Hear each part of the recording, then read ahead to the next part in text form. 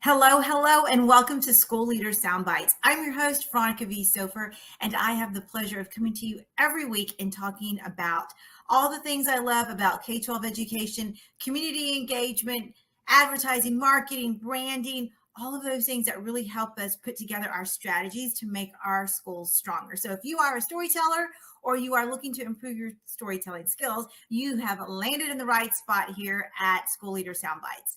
Before we get started on today's episode, I want to make sure we take care of some housekeeping by reminding you to hit subscribe.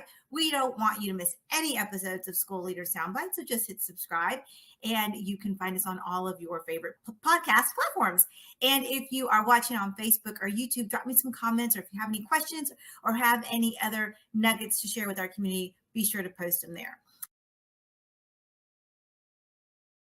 School communications. What does every new leader of the communications team need to know? What are the things you wish you knew when you were transitioning from TV over to school communications? So I think one of the biggest things that I wasn't fully aware of when I transitioned from one career to the next was just how big this network is. When it comes to like school communicators, everyone is this like has this treasure trove of knowledge, and they are so willing to share.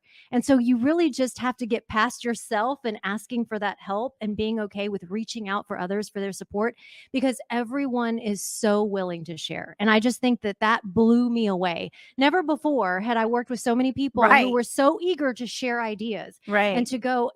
And what's so crazy is that you find yourself, and when you're in a comms office, and especially in a large school district, you have these situations where you think, oh my gosh, what am I going to say? Or where do you even start? And it turns out it's really not that unique. It's not. You think it's unique. It is, yeah. But at the end of the day, like we used to joke and say, yeah, we got a letter for that. And it's true. If you don't have it in your files, somebody else has it, and they're more than willing to share. It's just about asking. So I think that's one of my first big tips, is to really lean into one another, like to make sure that you're finding people, find that mentor that is willing to share, that you can, and then don't also, I think that we also have to put our own sort of value in ourselves to say that we have a place at the table too. Absolutely. Right? Yeah. And so I think that, like, yes, you're new to this position. Maybe you're transitioning into that role, but there's a reason why you're here. And it's because you're the professional storyteller. You're the person who shapes messages, and to not unvalue yourself in that way. Yeah. So those are like the two big ones. And then the other is just, you can prepare for situations that are unexpected. It sounds kind of crazy, right? When you think about the unexpected situations that you find yourself in every day, but you can prepare. Yeah. Having those talking points and really relying on like building your arsenal, if you will, of like all of your key messages, all of your templates, because there's no reason to reinvent the wheel and the messaging stays the same. Amen. Because time is the one asset we don't have enough of, or the one resource we don't have enough of, especially in a crisis. So what would be one piece of advice you would give to someone who is transitioning into leadership in a communications role? Like, what's the one piece of advice? Maybe a coordinator or a specialist has been promoted to a director or executive director. Oh, now you put me on the spot. That's a good one that I hadn't thought of this morning. But I think it's about giving yourself grace and the understanding that you don't have to have the answer all of the time. Oh, that's brilliant. So like you have to have an answer. You just have to have faith in yourself that you're going to figure it out and that you can be in that place to lead. And it's not about the solutions, right? Leadership is about making this space where everybody feels comfortable in sharing ideas. And then it's also about providing that space where people feel like it's okay to try things. Absolutely. And so if it's not necessarily about always having the solution. I think that one of the biggest things, that the mistakes I made earlier on when I came into this like new environment, was that when people would come to me with issues or challenges, and sometimes it was just frustration. Sometimes they were just feeling really, really anxious. And I would start this whole thing of like, this is our action plan. You do this, you do this. Okay, I'm going to do this. And then that's not what they need, right? They want to be heard. They want that space where they feel supported and that they understand that we're going to get through this. Yeah. Like, we have a plan and we're going to implement this plan and everything's going to be okay. But you have to give them that space first. It's not about just throwing out all the tools and tactics. I love it. That's great advice. Well, thanks so much for giving us those tips. Yes, of course, anytime. Networking is key.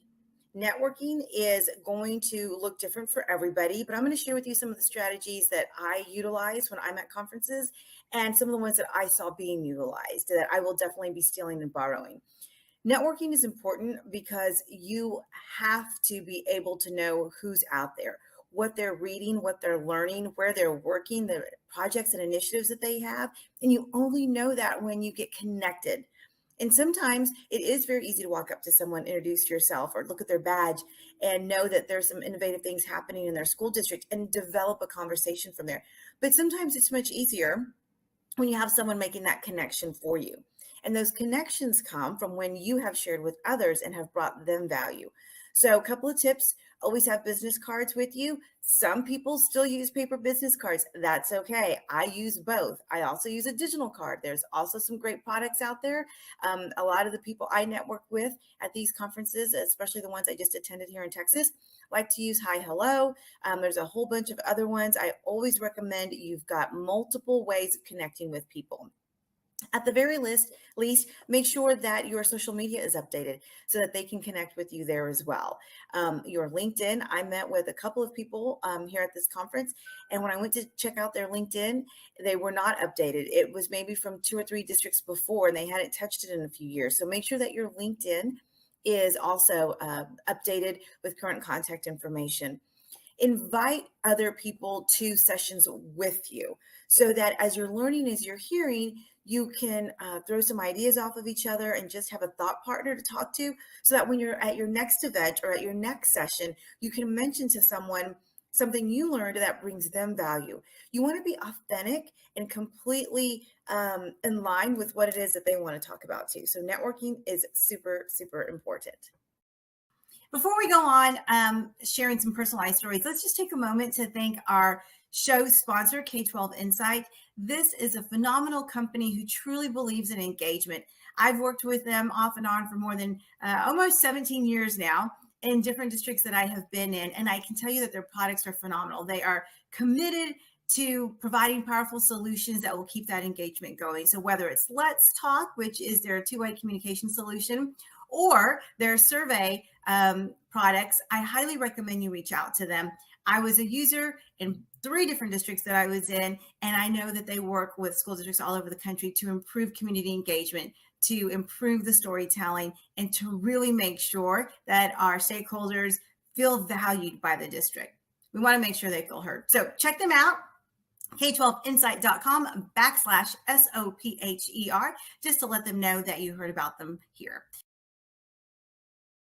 We all know that schools operate differently than they did in the past, and we need our community now more than ever. So what used to be connecting with our local PTAs or PTOs has really morphed into a whole new segment. In fact, there are many school districts across the country that have dedicated staff just to community engagement. I know in a couple of the districts that I've worked in, that was a full-time function for at least 2 or 3 different people. And so we want to bring value to this, but make sure that we're doing it strategically so that it's supporting all of our visibility strategy. So as we wrap up today's episode, and you found value in it, I want to ask you to please share this podcast with any of your fellow peers in the K-12 industry. We are looking to really grow our reach here at School Leader Soundbites, and with your help, I know we can do it.